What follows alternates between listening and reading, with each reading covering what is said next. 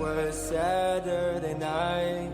I turned the TV on just to see what was going on.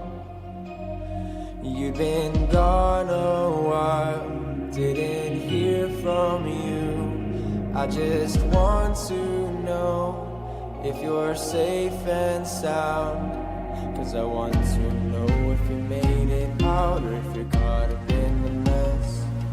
So tell me, are you okay? 'Cause I don't wanna lose you. It ain't easy 'cause I know I'm better with you. But tell me, are you okay? 'Cause I don't wanna say goodbye. I don't know what I'll do. Hello, everyone. Welcome to another episode of Healing Connection. I am your host, Joe McBride, and today we're going to talk about the daily reality of caregiver spouses and the strength you don't get credit for. I know this one may be a bit longer, but it needs to be done. Caregivers and spouses do not get enough credit, and I want to empower them as well. They have worked for it and still work at it today. We're going to talk about spouses and caregivers, sometimes the same person. I have done many episodes on veterans and first responders, but nothing on the other side, and I'm sorry for it. I'm sorry it also has taken me this long to actually do one. I will try to do better. Today's episode is for the spouse and caregivers, the ones who keep showing up, even when it's hard, even when they're tired, even when nobody is clapping for them. If you're listening as a caregiver, spouse, I want you to hear this right away. This episode is about you, not you as an add-on.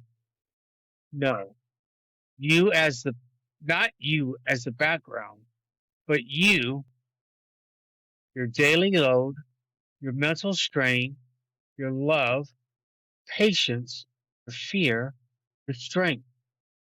If you ever want to reach out, you can email me at cooljoe77@heroobjective.org. And if you're in a moment where you need support right now, please call or text 988.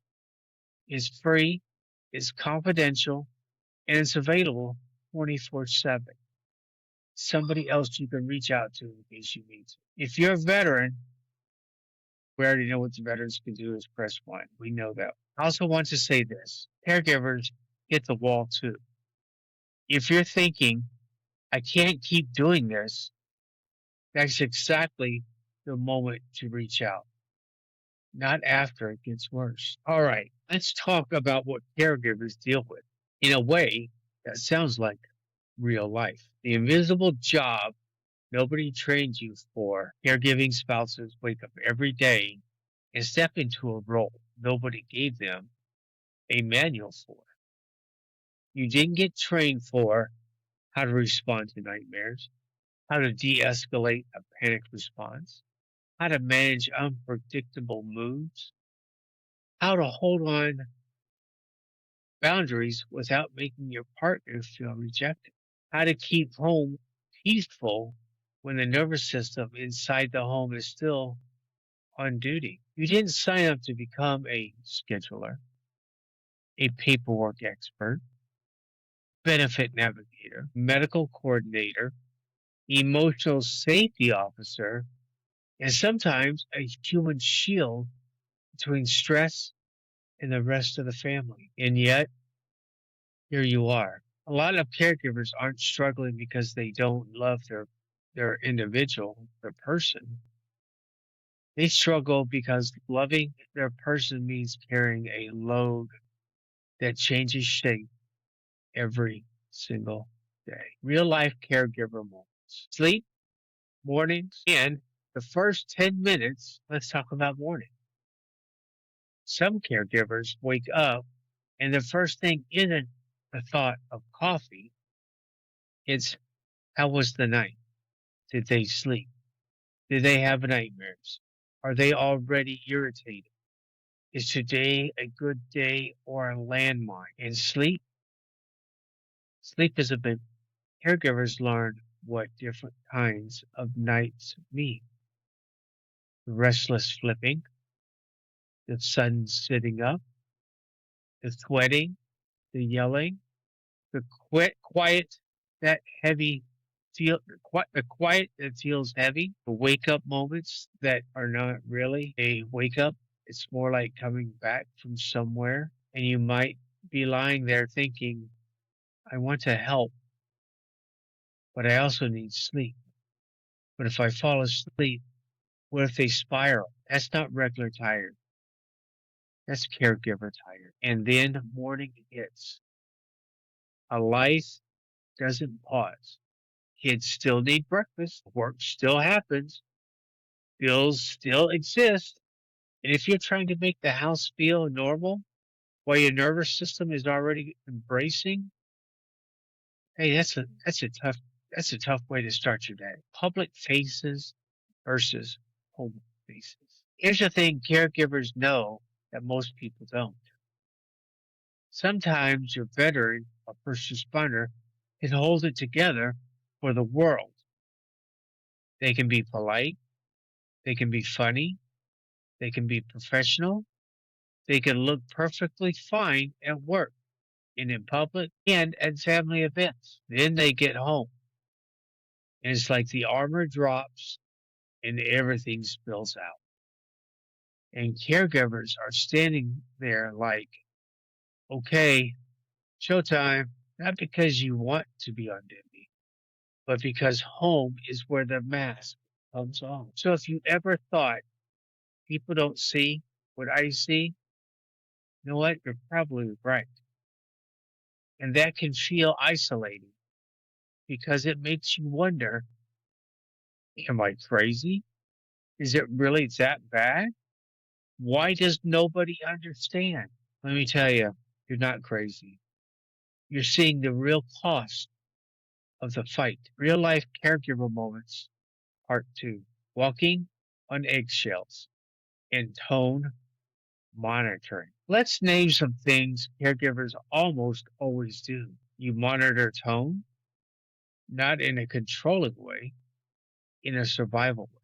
You learn to read the way they shut the car door, the pace of their footsteps, the way they answer what's wrong, the look on their face when plans change, the kind of quiet that means I'm okay versus the quiet that means don't poke this bear. And if you're listening and thinking, that's me, then you know what? You know what it's like living with a weather system.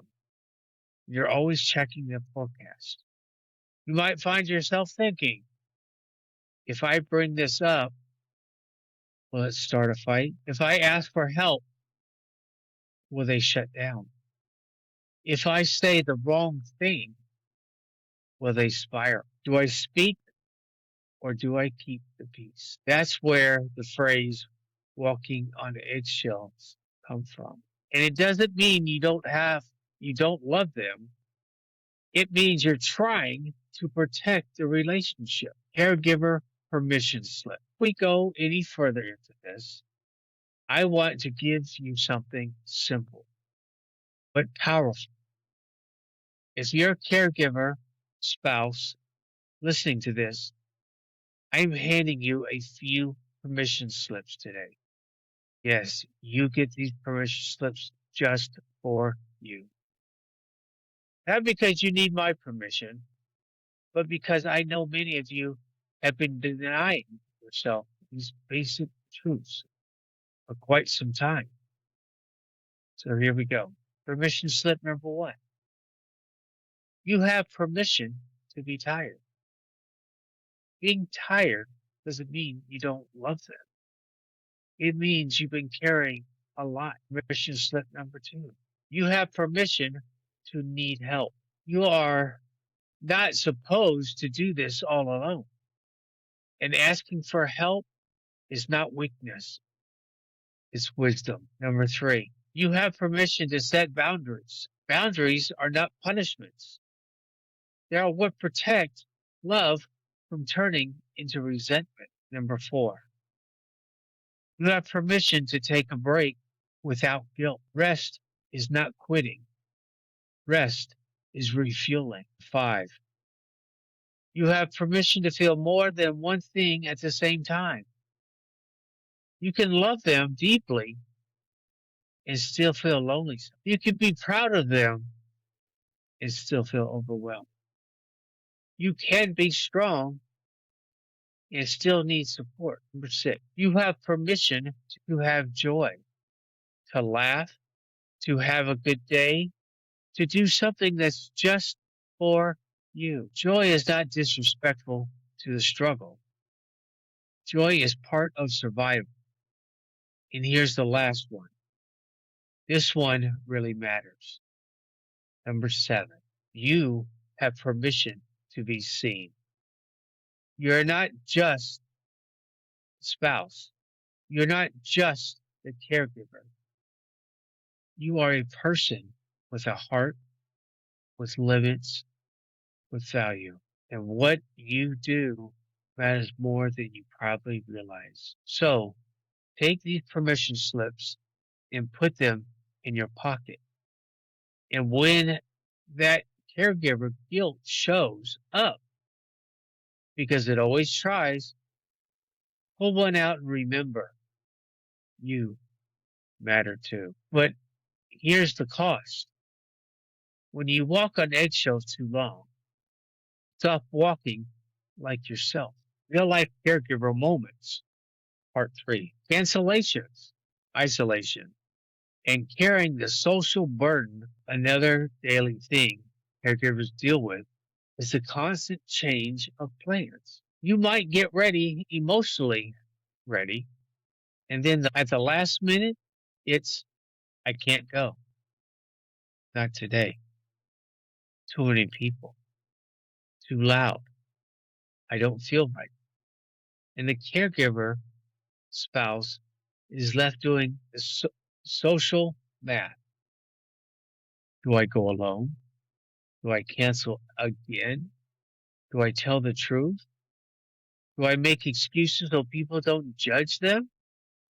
Do I protect their privacy while also protecting my sanity? Caregivers often become the gatekeeper between the outside world and the home. And slowly, without meaning to, your world can shrink. Not because you don't love your person, but because it feels easier to avoid disappointment, the tension, the questions, the stares, and that shrinking is where loneliness grows. The emotional load, grief, guilt, and love all at once. Let's talk about what caregivers feel but don't always admit. Sometimes you miss who they used to be. Sometimes you miss who you used to be. You might feel grief, but you hide it. You might feel guilt for being tired because you think they went through worse. But here's the truth. Caregiver pain doesn't compete with veteran pain. It exists alongside of it.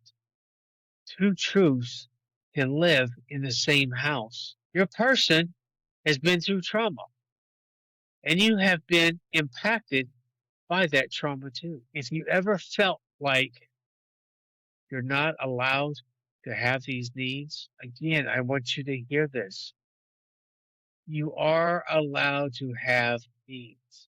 You are allowed to feel tired. You are allowed to ask for help. And it doesn't make you weak. It makes you honest. Why caregivers matter so much. The main role. Now, let's talk about the role you play. Because you asked me to highlight it. And you're right. Caregivers are not side characters. They are often the steady ground. You are the person who notices the early sign, encourages treatment, helps with medication routines, creates safety in the home, keeps routines for the kids, keeps the family moving during hard seasons, carries hope when the person can't feel it. And a lot of the time, you do that without getting credit. But because your role is major, because healing isn't just what happens in therapy, healing happens in the way home feels, the safety of relationships, the steadiness of routines, the ability to come down from high alert, and caregivers influence that environment more than anyone you could think of. Not because it's your job to fix them, it's not, but because your presence has power, uplifting, and practical tools. Care for the caregiver. I want to give you something else, something positive, something you can use. Tool number one, the I matter too daily sentence. Once a day, even if it feels silly, say it. I matter too. You can stand in the mirror and say it. You can put your phone on camera and flip it around and talk to yourself in that. Heck, if you want, you could even talk to Alexa and tell her you matter too, because caregivers forget that too. The 60-second body rest. Feet on the floor, exhale slowly, unclench your jaw, drop your shoulders a little. You'd be surprised how often caregivers live physically embraced all day. Number three, boundary phrases that protect love. Try, I love you, I'm on your team, and I'm going to take a deep breather and come back. I can listen, but I can't be yelled at. We can talk about this when we are calmer. I want to support you, but I need support too. Boundaries aren't rejection. They are relationship protection. Number four, build a two-person truth circle. You don't need 20 people. You need one or two safe ones. Sometimes you can say, I'm not okay today, because isolation will make you feel like you're the only one living this life. Guess what? You're not. Speak directly to caregivers. I see you. Let me speak directly to you now. Caregiver and spouses, I see you.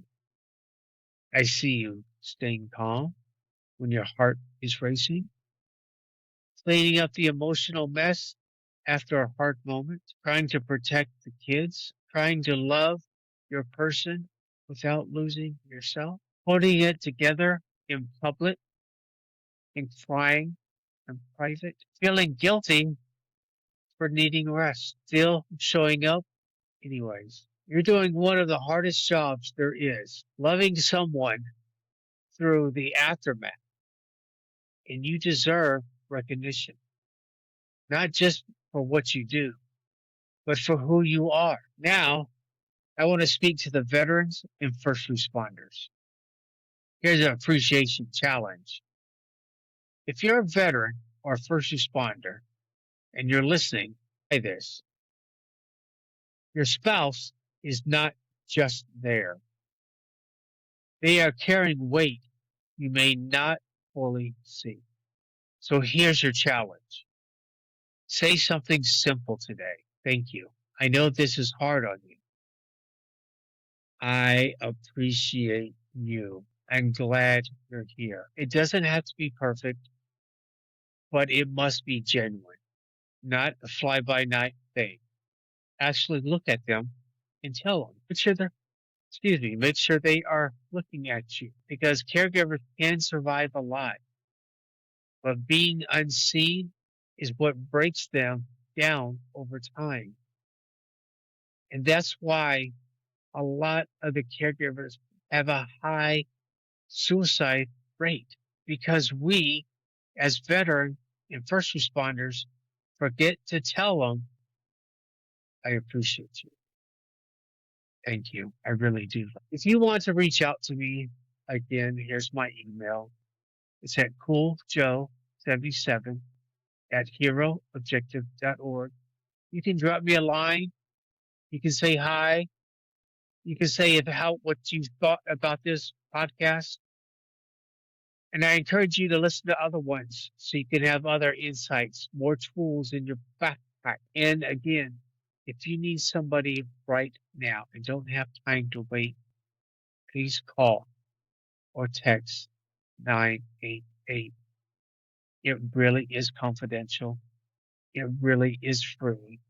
It really is somebody right there wanting to hear what you have to say and talk with you. What I wish people would say to caregivers. All right, as I get ready to land this plane, this is something that I want to add at the end because there are things I believe caregivers deserve to hear more often. If you're a spouse or caregiver listening, I want you to imagine sitting across from someone who isn't judging you, who isn't rushing you, who isn't giving you advice you didn't ask for, just someone who finally gets it. And here's what I wish people would say to you. I see how much you do, not just the visible stuff, rides, appointments, schedules, keeping the house together, but the invisible stuff too. The emotional awareness, the constant adjusting, the worrying you carry quietly. You don't have to explain why you're tired because caregivers tired is different. It's not just physical.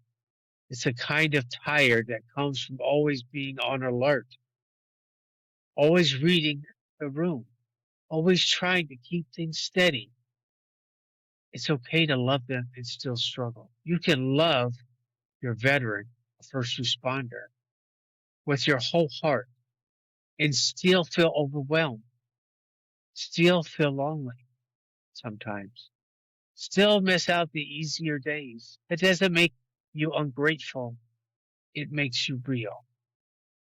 You are not selfish for needing time. Carego- Caregivers often feel guilty for wanting a break, a walk, a quiet moment, a day without friends, a nap. But wanting to breathe doesn't make you selfish. It makes you heal. You shouldn't have to carry this alone. You deserve support. You deserve people who check on you. You deserve a space where you don't have to be the strong one every minute. You're doing better than you think because caregivers tend to measure themselves by the hardest moments, the arguments, the shutdown, the panic relapse, the bad nights. But I also want you to count the moments that you don't get counted, the way you stayed calm, the way you protect the kids, the way you de escalate, the way you keep showing up, the way you keep loving without losing humanity. That counts. And here's the biggest one, and this is the one I wish every caregiver and spouse hears clearly. You matter too. You say that again. You matter too. Your mental health matters. Your sleep matters. Your peace matters. Your dreams matter. Your friendship matters. Your body matters. Your joy matters. You weren't put on this earth just to carry someone else's pain. So if nobody has told you, please let me be the one to tell you right now, at this very moment. Thank you. Thank you for all you do. You are valuable. You are making a difference. And you deserve to be seen, supported, and cared for. Not later, now. All right, my friends. I want you to know I will always have your six. And until next time, be safe, strong, and keep moving forward. Thank you for listening. Goodbye. 'Cause I